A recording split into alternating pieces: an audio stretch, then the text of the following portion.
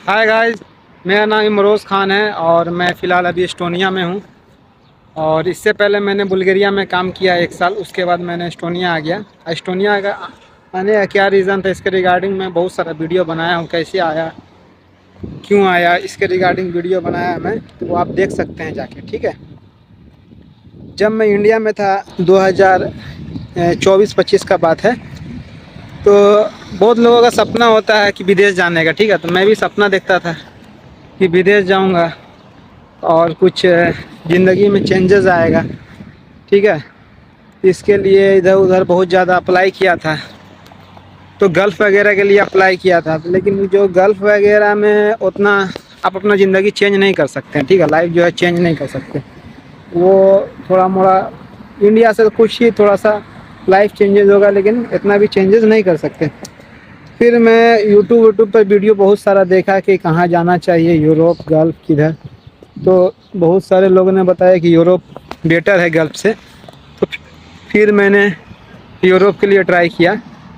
तो जब यूरोप के लिए ट्राई किया तो फिर ऑनलाइन देखते ऑनलाइन एक कंसल्टेंसी मिली। फिर वहाँ जाके मैं कंसल्टेंसी से कांटेक्ट किया और उस कांटेक्ट से फिर मैंने अप्लाई किया। तो फिर मैं बुल्गारिया गया, ठीक है। 9 महीना प्रोसेस लग गया था उसमें हमको करने में, ठीक है।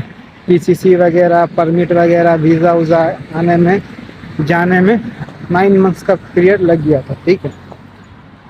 उस समय मेरा जो खर्चा हुआ था वो 1,70,000 रुपये टोटल खर्चा हुआ था।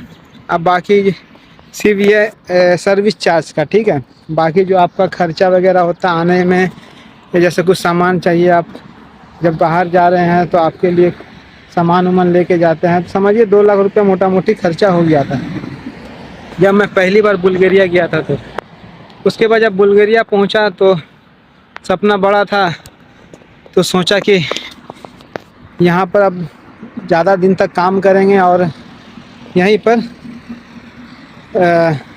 मन लगा के 3 साल का मेरा परमिट था, 3 साल काम करेंगे, उसके बाद कहीं देखेंगे। तो फिर जब मैं वहाँ पहुँचा तो आप पहली बार जब कंपनी चेंज करते हैं तो 1 महीना 1.5 महीना आपको थोड़ा सा प्रॉब्लम फील होता है, समझ गए ना, कि कहाँ पर आ गए हैं, वहीं सही था, इतना दूर आ गए हैं। बाद में फिर मैं सोचा कि 1 महीना होने के बाद फिर सोचा कि चलो सही है, कुछ तो है, लेकिन जो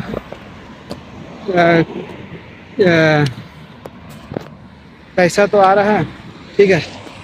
तो फिर धीरे समय बीतता गया, तो फिर समझ में आया कि इतना पैसा में लाइफ जो है चेंजेस नहीं हो सकता है, ठीक है।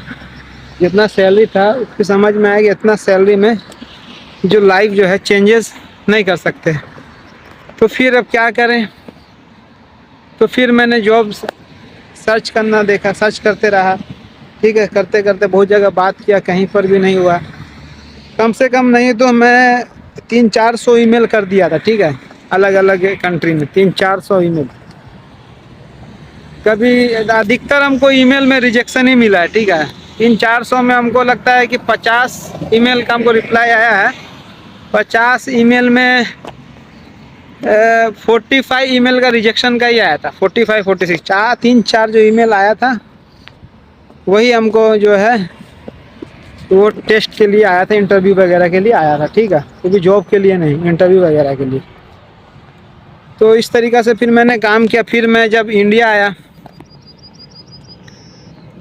तो उस समय मेरे पास उतना पैसा नहीं था। पैसा उसा जब अरेंज करने लगा तो अरेंज हुआ नहीं, दोस्त यार से मांगा और भी लोगों से मांगा। तो फिर मैं जब यूरोप में बुल्गारिया में जब काम कर रहा था तो वहाँ पर मैं म्यूचुअल फंड में पैसा लगा रहा था, ठीक है। इंडिया से ही मैं पैसा लगा रहा था म्यूचुअल फंड में, जब मैं इंडिया में काम कर रहा था, ठीक है। 2024 से 2 साल से मैं म्यूचुअल फंड में इन्वेस्ट कर रहा था 10,000 रुपीज़।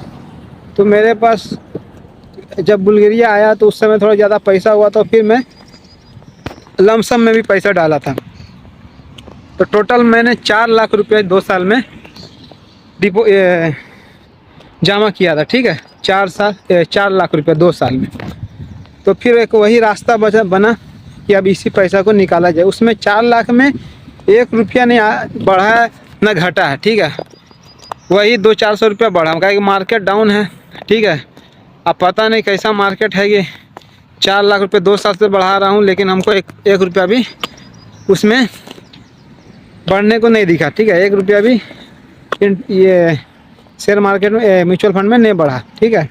तो फिर लास्ट उपाय था कि हमको उसी को सेल करना था। फिर मैंने सेल किया, तो फ्राइडे को सेल किया था, मंगलवार को, ट्यूसडे को मेरा पैसा आया था, ठीक है। फिर पैसा आया, फिर मैं टिकट कटाया, ठीक है। 60,000 रुपये टिकट का लगा था, और उसके बाद चेंजिंग कराया 300 यूरो, समझ गए ना। और 100 यूरो मैं उधर से बुल्गारिया से लेके आया था, ठीक है, 400 यूरो। उसके बाद फिर मैं यहाँ आया, आने के बाद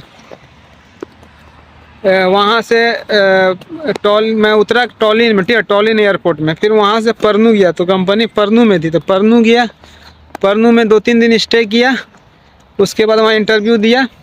फिर परनू से फिर इस एरिया में आई। इस एरिया का नाम मैं नहीं बता पा रहा हूँ, थोड़ा अजीब टाइप का नाम है, ठीक है, थोड़ा बड़ा वर्ड का नाम है। तो इस एरिया में आया, फिर यहाँ इंटरव्यू दिया। तो यहाँ पर परनू हमको जबकि बहुत अच्छा सिटी लगा, ठीक है, तब, लेकिन वहाँ पर आदमी नहीं था, मतलब थोड़ा सा पॉपुलेशन वहाँ पर कम है, और लेकिन जगह बढ़िया, घूमने के लिए बीच वगैरह है, और बहुत साइलेंट तरीका का था, ठीक है, बहुत अच्छा जगह था परनू। यहाँ पर क्या है कि थोड़ा आदमी लोग के बीच में रह रहा हूँ, तो थोड़ा अच्छा लगता है, गाड़ी घोड़ा सब चलते रहता है, और बाहर के लोग भी यहाँ पर ज़्यादा हैं, ठीक है, स्टूडेंट वगैरह जो हैं, पढ़ाई लिखाई करने वाला आदमी भी यहाँ पर हैं। इस वजह से थोड़ा यहीं पर सोचा कि यहीं पर अगर मिल जा रहा है तो यहीं पर कर लिया जाए। तो कंपनी में जब अभी ज्वाइनिंग किया हूँ, तो वो अभी बोल रहा है कि प्रोविजनल पीरियड में तुमको रखा हूँ, ठीक है, 4 महीना प्रोविजनल पीरियड रहेगा, उसके बाद फिर तुम कंपनी में काम कर सकोगे, ठीक है, उसके बाद हम लोग डिसाइड करेंगे, ठीक है। तो हम बोले ठीक है, अब चलो क्या किया जाए, तो उसी पीरियड में रख लो, प्रोफेशनल पीरियड में। तो 2-3 दिन मेरा ज्वाइनिंग का हो गया है, सेटिंग वेटिंग देते रहता है करने के लिए, तो सेटिंग करके देता हूँ, समझ गए ना। और यहाँ इंग्लिश में बात किया जाता है, अब उसको भी उतना इंग्लिश नहीं आता, हमको भी उतना इंग्लिश नहीं आता, ठीक है, तो फिर भी बोल लेता हूँ, और वो भी बोल लेता, समझ लेता है, ठीक है।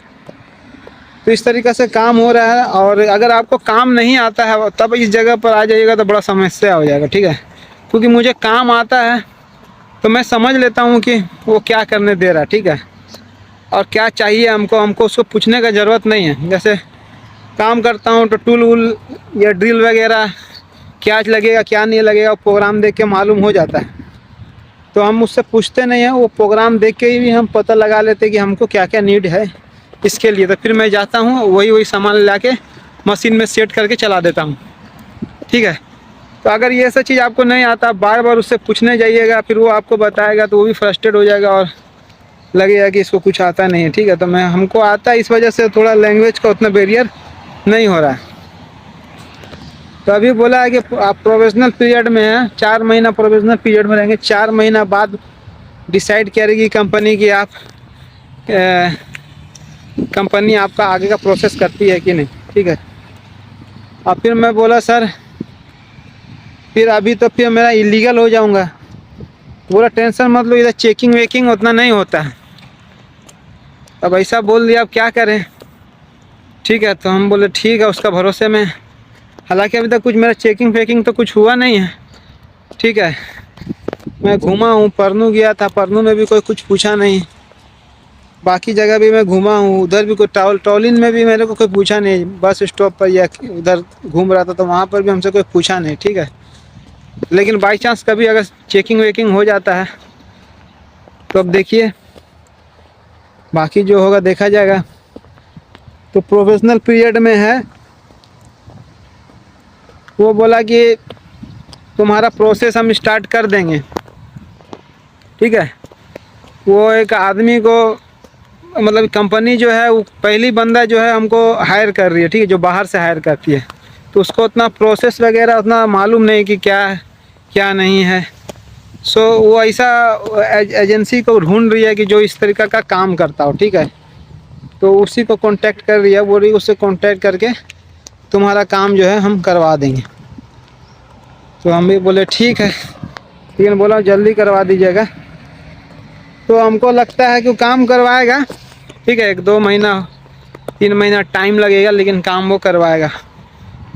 काम तो मैं करके दूंगा ही, उस प्रोफेशनल पीरियड में है तो अब वही जाने, लेकिन काम तो करके मैं दूंगा और मेरा सिलेक्शन भी हो जाएगा, इतना हमको मालूम है।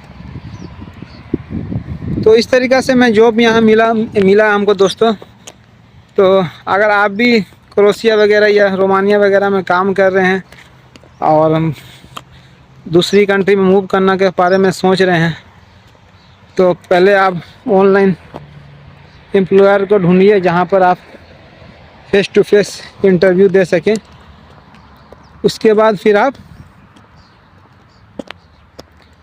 आराम से जाके वहाँ इंटरव्यू दे के आप सामने से नेगोशिएट भी कर सकते हैं सैलरी, और सामने से कंपनी भी देख सकते हैं कैसी है, ठीक है। मेरा तो मजबूरी है कि छोटी कंपनी ज्वाइनिंग कर लिया हूँ, ठीक है, क्योंकि अब कोई उपाय है नहीं, उतना टाइम है नहीं मेरे पास, अब पैसा भी नहीं है।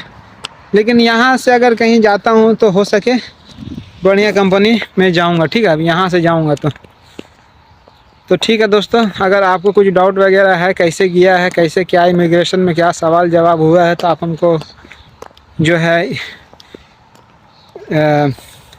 व्हाट्सअप कर सकते हैं, मैं उसका बारे में रिप्लाई करूँगा, ठीक है।